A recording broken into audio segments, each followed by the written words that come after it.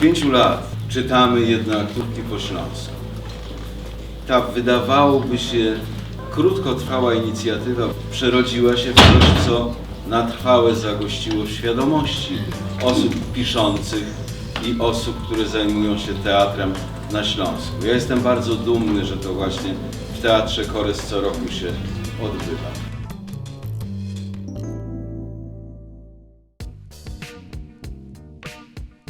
Witam w imieniu organizatorów, czyli Teatru Korys, Instytucji Kultury Katowice Miasto Ogrodów, Regionalnego Ośrodka Kultury, Gazety Wyborczej, no i w imieniu Agencji MAGO, którą reprezentuję.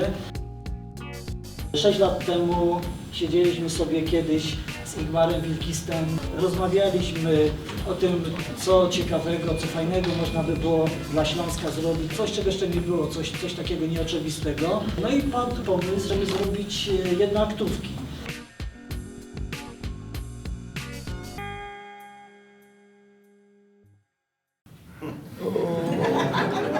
Ja, teraz go pięknie rozciągniemy.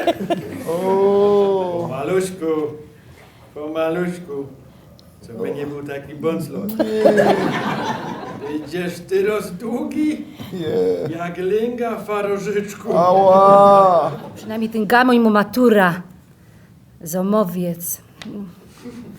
Po kim on to mo? No chyba nie po mnie. Obydwa głupie ciule. Jeszcze Troje dzieci żeś złunaczył.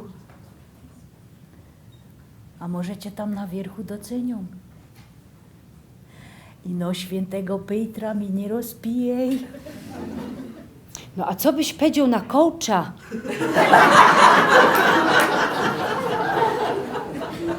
Ja.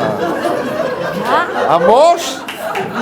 Nie, ale jak my były na zumbie, to Kandzino mi powiedziała, że mo jednego. Pado, że jest ryścić dobry. A z posypką? Jest, Derkusie. Tyś gryndzboło pieruńsko niedouczono. Ja godą o kołczu, a nie o kołoczu.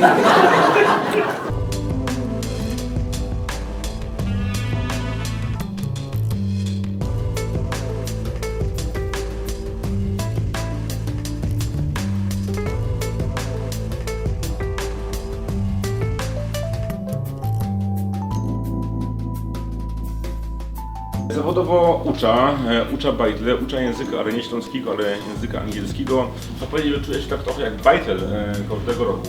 To jest moja trzecia jedna aktówka. No i w tym roku wielki sukces, za który dziękuję.